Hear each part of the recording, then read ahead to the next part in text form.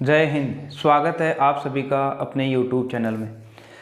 तो देखो, कल हम जो टॉपिक देख रहे थे प्रतिरोध की निर्भरता हमारा चल रहा था। आज उसे हम आगे देखेंगे कि प्रतिरोध और किन किन बातों पर निर्भर करता है। तो कल हमने देखा था कि प्रतिरोध की निर्भरता है वो तीन बातों पर निर्भर करती है। एक तो चालक की लंबाई पर अर्थात R समानुपाती L। फिर हमने देखा था अनुप्रस्थ काट क्षेत्र पर अर्थात R समानुपाती 1/A। और एक उसकी प्रकृति और तापमान पर। देखो, इनका मतलब क्या था कि अगर हम किसी चालक की लंबाई बढ़ाएंगे तो प्रतिरोध का मान भी बढ़ जाएगा, और किसी चालक की लंबाई कम करेंगे तो प्रतिरोध का मान भी कम हो जाएगा। मतलब इसका मतलब क्या है यहाँ पर सेकंड वाले में कि ये जो हमारे पास अनुप्रस्थ काट क्षेत्रफल है वो व्युत्क्रमानुपाती होता है प्रतिरोध के। अर्थात अगर हम किसी का अनुप्रस्थ काट क्षेत्रफल अगर बढ़ाएंगे चालक का तो उसका प्रतिरोध कम हो जाएगा, और अगर अनुप्रस्थ काट क्षेत्रफल को हम कम कर देंगे तो उसका प्रतिरोध का मान ज़्यादा हो जाएगा। ये एक दूसरे के उल्टे होते हैं। अब देखो, अगर हम किसी भी चालक के अंदर अगर उसकी हमने लंबाई बढ़ा दी तो उसके अंदर जो प्रतिरोध का मान बढ़ जाएगा, अर्थात धारा के मार्ग में जो रुकावट है वो ज़्यादा हो जाएगी चालक की लंबाई बढ़ाते। लेकिन इसमें उल्टा है अनुप्रस्थ काट क्षेत्रफल में, क्योंकि कल हमने देखा था जैसे अगर हम किसी चालक की अगर मोटाई में वृद्धि कर देंगे तो इसका मतलब प्रतिरोध के जो मान है वो कम हो जाएगा, अर्थात धारा के मार्ग में जो रुकावट है बहुत कम हो जाएगी। लेकिन अगर हमने इस क्षेत्रफल का मान अगर बहुत कम कर दिया अगर, तो कम करने के बाद क्या होगा कि उसमें जो प्रतिरोध का मान वो ज़्यादा हो जाएगा, अर्थात धारा के मार्ग में रुकावट ज़्यादा आ जाएगी। अब देखो, अगर इन दोनों इक्वेशनों को हम मिलाएंगे तो हमारे पास क्या आ जाएगा कि ऊपर L है और यहाँ पर 1/A है, तो मिलाएंगे तो हमारे पास इक्वेशन ये बन जाएगी R समानुपाती L/A। कल हमने देखा था कि जब भी अगर कैसे इक्वेशन आए अगर उसके बीच में समानुपाती का चिन्ह होता है तो उसको हम हटाते हैं, और हटाते ही वहाँ पर एक नियतांक जरूर आता है जिसका एक फिक्स मान होता है। जैसे अगर हम यहाँ से समानुपाती का चिन्ह हटाएंगे तो यहाँ पर तो लग जाएगा इसकी जगह बराबर, और बराबर से इधर पहले आ जाएगा R और यहाँ पर है L/A। लेकिन यहाँ पर एक स्थिरांक लगाएंगे जिसको हम लिखते हैं रो, इसको रो बोलते हैं। तो यहाँ पर ये अनुपातिक स्थिरांक आ गया कि R बराबर रो इंटू L/A। एक्चुअली में इस रो को हम क्या कहते हैं, कोई भी जो हमारे पास अगर चालक है तो इसका हम कहते हैं विशिष्ट प्रतिरोध या प्रतिरोधकता। विशिष्ट प्रतिरोध या किसी चालक की प्रतिरोधकता, प्रतिरोधकता। तो देखो, हमारे पास प्रतिरोध अलग होता है लेकिन प्रतिरोधकता अलग होता है। तो प्रतिरोध का मात्रक हमने कल देख लिया था, उसका मात्रक ओम होता है और प्रतिरोध को हम R से लिखते हैं। लेकिन प्रतिरोधकता या विशिष्ट प्रतिरोध को हम रो से लिखते हैं, और अगर इसका मात्रक निकालेंगे तो मात्रक आता है ओम मीटर। देखो, ओम मीटर कैसे आता है, अगर हम इसका मात्रक निकालेंगे तो यहाँ से देखो हमको रो का निकालना है मात्रक प्रतिरोधकता का, तो A भाग में है तो यहाँ पर A गुणा में आ जाएगा तो R गुणा A हो जाएगा, और ये L ऊपर गुणा में है तो यहाँ पर इधर आएगा तो भाग में आ जाएगा, अर्थात R गुणा A, इधर केवल रो रह जाएगा, रो बराबर ये तो हो गया हमारे पास R गुणा A और बटा ये जो है हमारे पास नीचे आ जाएगा L। अब देखो, जब मात्रक निकालेंगे तो मात्रक के अंदर क्या होगा कि हमको पता है प्रतिरोध का मात्रक तो होता है ओम, तो ओम से लिख देंगे इंटू क्षेत्रफल है वो होता है हमारे पास πr², और जो इसकी लंबाई है अगर वो मीटर में लेंगे तो यहाँ पर आ जाएगा हमारे पास मीटर में। अब देखो, इसको और सोल्व करते हैं तो रो बराबर हमारे पास क्या आ गया ओम इंटू पाई, हमारे पास एक कांस्टेंट राशि होती है जिसका मान होता है 22/7, तो ये पाई तो बाहर आ जाएगा, लेकिन R²। अब देखो, ये उसकी जो त्रिज्या है या दूरी है, चाहे त्रिज्या हो, दूरी हो, विस्थापन हो, इन सभी का मात्रक मीटर होता है। तो इस त्रिज्या का स्क्वायर का मतलब हो गया कि मीटर का स्क्वायर, मीटर का स्क्वायर, और बटा यहाँ पर है मीटर। तो देखो, मीटर से 1 मीटर कट जाएगा, मीटर स्क्वायर ऊपर है और मीटर नीचे है, तो 1 मीटर से 1 मीटर कट गया, हमारे पास मात्रक क्या आ गया ओम इंटू मीटर, और ये कांस्टेंट राशि है ये बाहर रह जाएगी, तो इसका मात्रक क्या आ जाएगा हमारे पास, तो मात्रक आ जाएगा ओम मीटर। तो कई बार ये एग्जाम में पूछ लिया जाता है 1 नंबर का कि विशिष्ट प्रतिरोध या प्रतिरोधकता का मात्रक बताइए, तो इसका मात्रक होता है ओम मीटर। अच्छा, अब हम ये देखते हैं कि ये विशिष्ट प्रतिरोध आखिर है क्या, या फिर प्रतिरोधकता कहते किसे हैं। तो देखो, यहाँ से अगर हम प्रतिरोधकता निकालेंगे तो यहाँ से R बराबर हमारे पास कौन सा फॉर्मूला आया है, R बराबर रो इंटू L/A।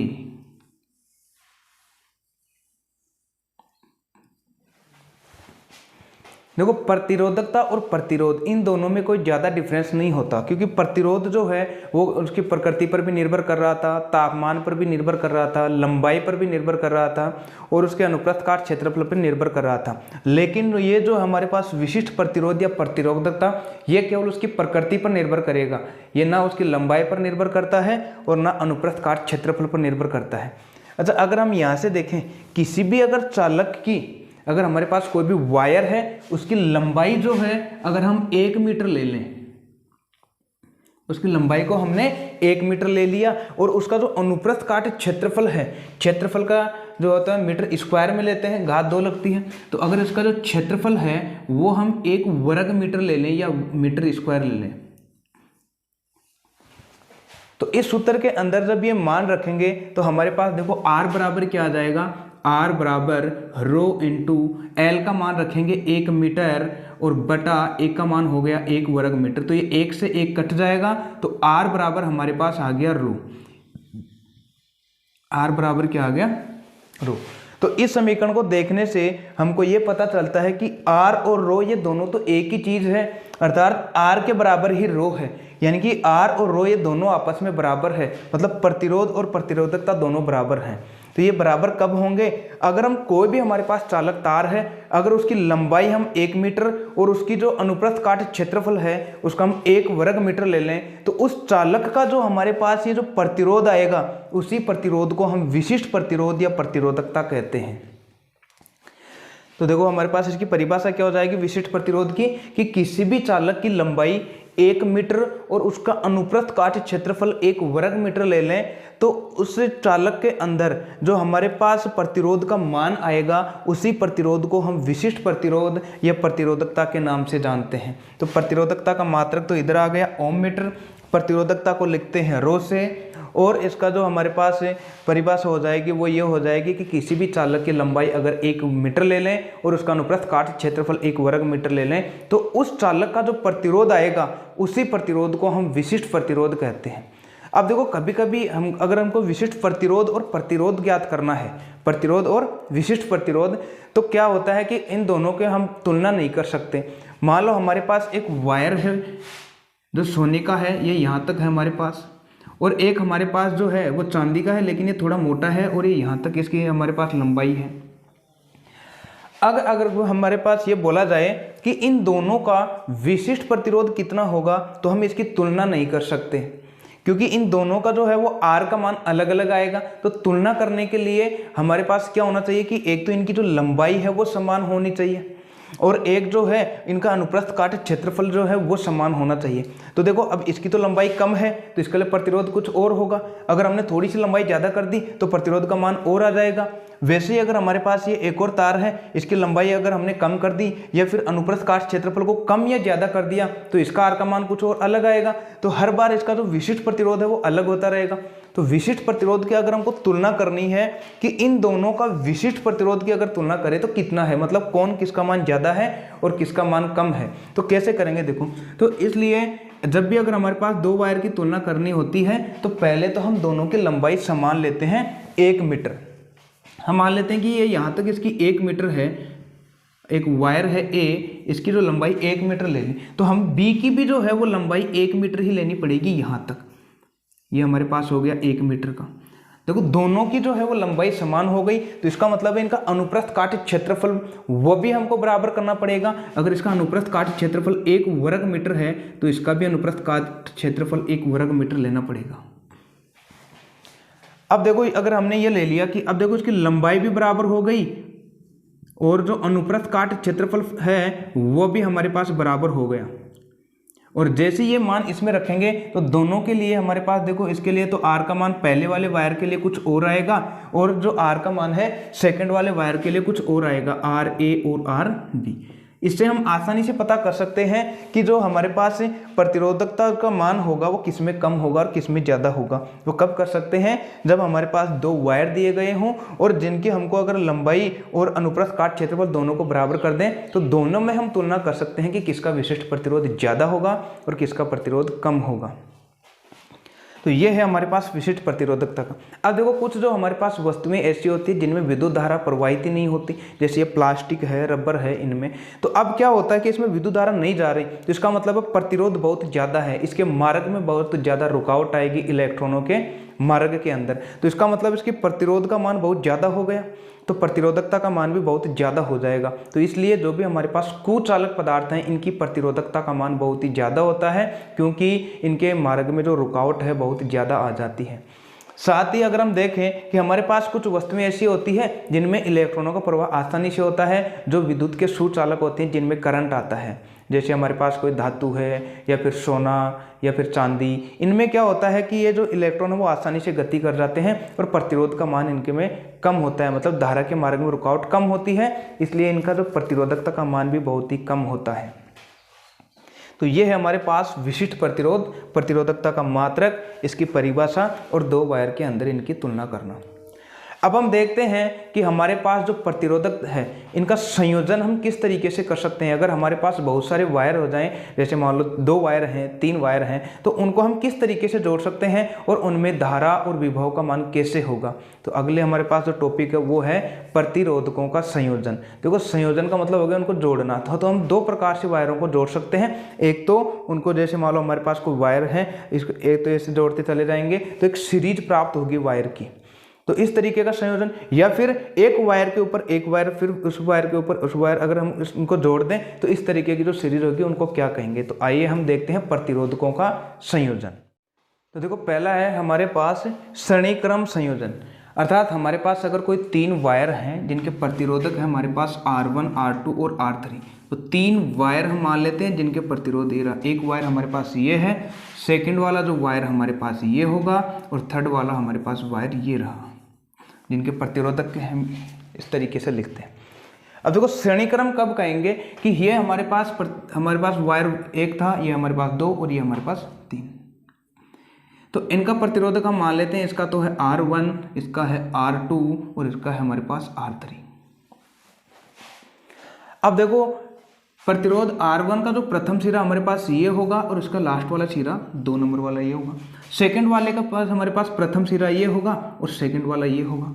थर्ड वाले का अगर हम बात करें तो प्रथम सिरा ये और फिर सेकंड सिरा ये। इस तरीके से हम आगे रखते चले जाएंगे और भी अगर हमारे पास वायर हैं उनको जोड़ते जाएंगे। तो देखो श्रेणीक्रम किसे कहेंगे कि प्रतिरोधक R1 के दूसरे सिरे को प्रतिरोध R2 के प्रथम सिरे से तथा प्रतिरोध R2 के दूसरे सिरे को प्रतिरोध R3 के प्रथम सिरे से अगर जोड़ते चले जाएं तो इस तरीके से प्राप्त होने वाली श्रेणी को हम श्रेणीक्रम संयोजन कहते हैं। इस तरीके से जो प्राप्त संयोजन होगा उसको हम कहेंगे श्रेणीक्रम संयोजन, यानी कि ये एक देखो सीरीज बन रही है।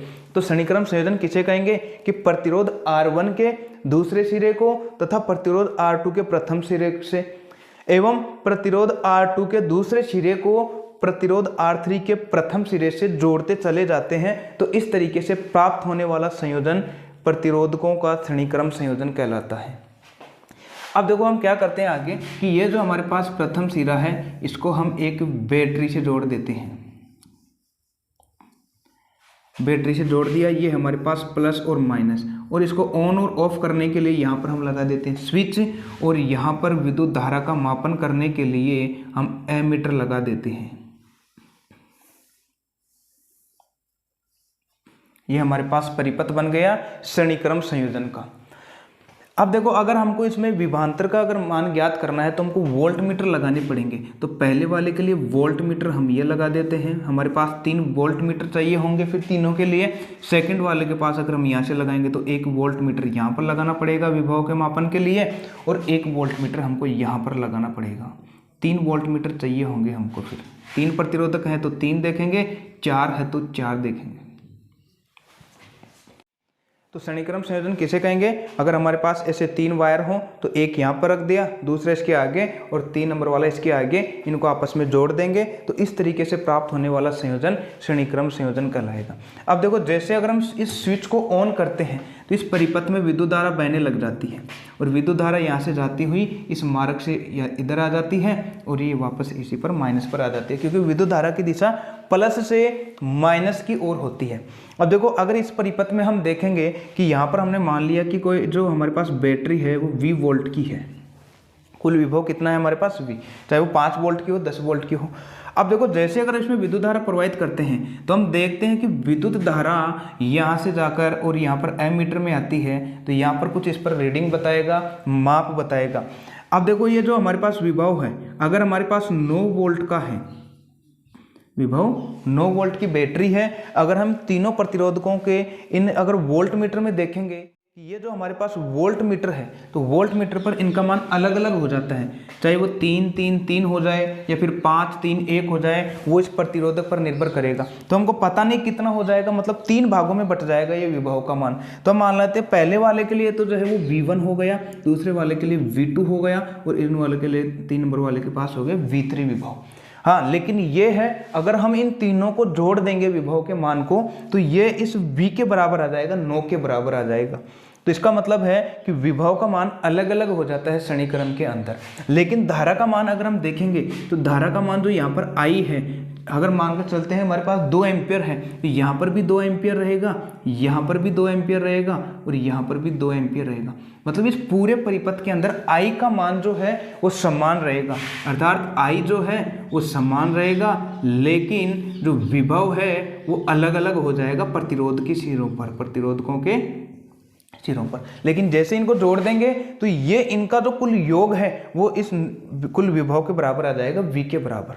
अर्थात इस परिपथ में कुल विभवांतर कितना हो गया हमारे पास, कुल विभवांतर हो गया V बराबर, यानी कि ये जो है वो किसके बराबर आएगा, इस V1 के प्लस V2 और प्लस V3 के बराबर आ जाएगा। अगर V1 V2 V3 को जोड़ देंगे तो इनका जो कुल विभवांतर V के बराबर आ गया।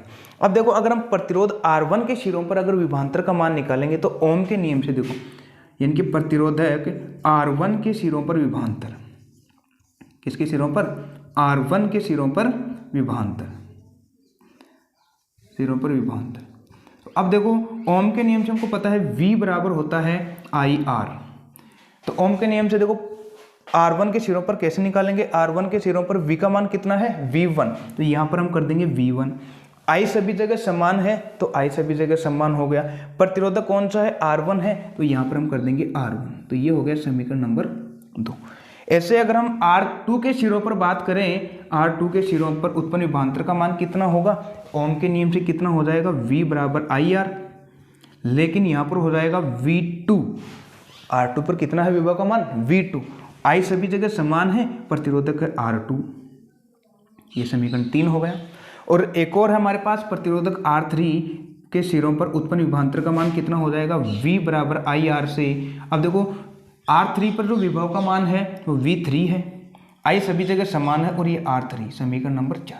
देखो V1 V2 V3 के मान आ गए, इन सभी के मान हम समीकरण नंबर 1 में रख देंगे यहाँ पर। तो देखो अगर हम समीकरण नंबर 2 3 4 यहाँ पर लिख देता हूँ मैं, इक्वेशन 2 3 और 4 का मान समीकरण नंबर 1 में रखने पर, इक्वेशन 1 में रखने पर, तो जैसे हम 1 में रखेंगे तो यहाँ पर क्या आ जाएगा, V तो है, V बराबर V1 का मान कितना है IR1, तो यहाँ पर लिख देंगे IR1 प्लस V2 की जगह IR2 प्लस V3 की जगह IR3। तो V बराबर देखो इन सभी में I कॉमन आ रहा है तो I कॉमन ले लेंगे, R1 plus R2 plus R3। तो ये जो I गुणा में है इधर आएगा तो V बटा I आ जाएगा और इधर बच जाएगा R1 plus R2 plus R3। अब अगर हम ओम के नियम से पूरे परिपथ में बात करें, पूरे परिपथ में, तो पूरे परिपथ में ओम का नियम क्या होता है, V बराबर IR, यानी कि कुल विभव, कुल विद्युत धारा और कुल प्रतिरोध। तो यहाँ से V बटा I का मान निकालेंगे, I गुणा में है, इधर आएगा तो भाग में आएगा, तो V बटा I बराबर क्या हो गया, पूरे परिपथ के लिए R हो गया।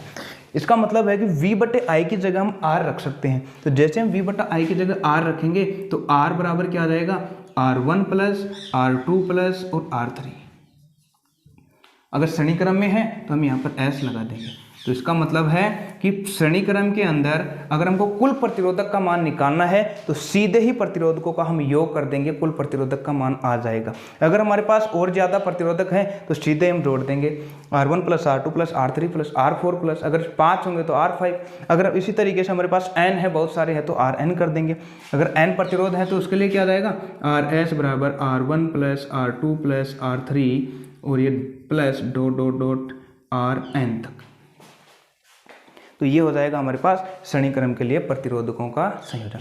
अगर हमारे पास ये दे देता कि हमारे पास ये इस R1 का मान 2 है, R2 का मान 3 है और R3 का मान 4 ओम है, ठीक है।